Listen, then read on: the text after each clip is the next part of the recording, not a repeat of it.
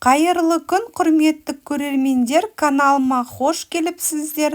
Бүгін сіздерге алғаш рет дайындағаннан мінсіз болып шығатын шоколадты сметаник пирогтың рецептімен бөлісемін. Ал ендеше менімен бірге бастайық.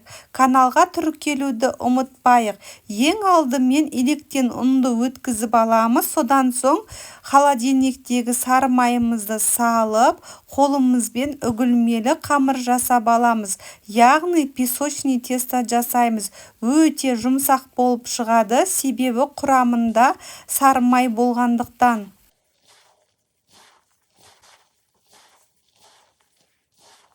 Үгілмелі қамыр жасап алдық. Енді бір шай қасық қопсықшымызды қосып, жақсылап араластырып аламыз. Бөлек ыдысқа бір дана жұмыртқамызды салып, және қантымызды салып, венчикпен араластырып аламыз. Осы жұмыртқалы массаны үгілмелі қамырдың үстінен құямыз. Сомен қолымызбен жақсылап қамырымызды илеп аламыз. Қамыр өте жұмсақ болып шығады, себебі құрамында май болғандықтан. Майдың да сапасына қараңыздар. Сливочный берега немесе закрома майын пайдалансаңыздар болады. 60% немесе 82% майды пайдаланыңыздар. Және осындай жұмсақ болып шығады. Енді қамырымыз дайын болды. Бетін пищевой пленкамен орап, тоңазытқышқа уақытша салмасын дайындағанша қоямыз. Енді салмасын дайындайтын боламыз. Қазақстан шоколадын ұсақтап тураймыз.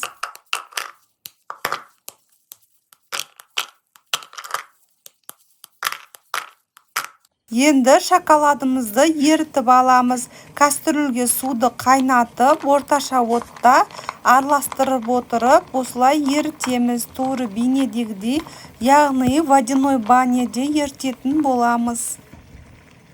Үздіксіз қозғап отырамыз, болмаса күйіп кетеді. Енді массамыз дайын болды, суытуға қоямыз. Оға дейін біз салмасын дайындайтын боламыз. 20% қаймағымызды саламыз ыдысқа. Содан соң жұмыртқамызды саламыз 2 дана. Және қантымызды саламыз. Содан соң кукурузный крахмал және какао саламыз. Және ванилин саламыз, немесе ванильный сахар қоссаңыздар болады. Ең соңында ерітіп алған шоколадты құямыз. Қоспаларымыздың бәрін қосып алдық. Енді жақсылап венчиктің көмегімен біркелкі масса болғанша араластырамыз.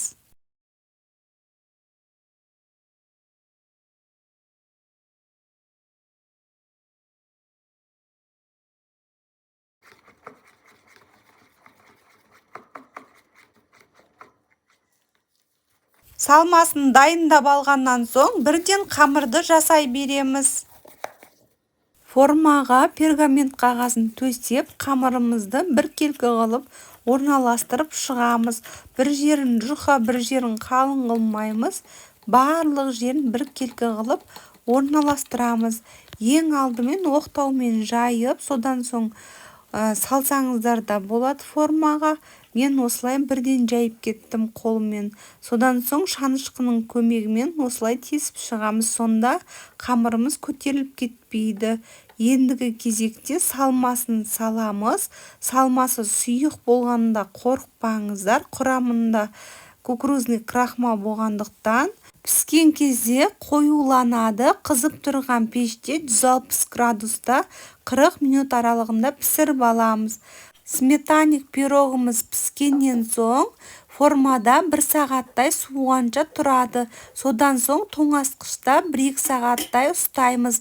Нәтижесінде осындай өте дәмді, песочный, ауызға салса еритіндей пирогымыз дайын болады. Қараңыздаршы, кескен кезде де қалай кесіліп жатқанын. Сіздер де жасап көріңіздер.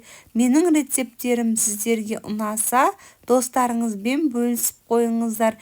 Және каналымның дамуына үлестеріңізді қосып, тіркеліп алыңыздар. шоколадты сметаник пирогты міндетті түрде жасап көріңіздер. бір жасағаннан шығады. Сіздерге ұнайтынына 100% сенімдімін. Және шай қойып ішіңіздер. Ас болсын. Сіздермен болған Жансая.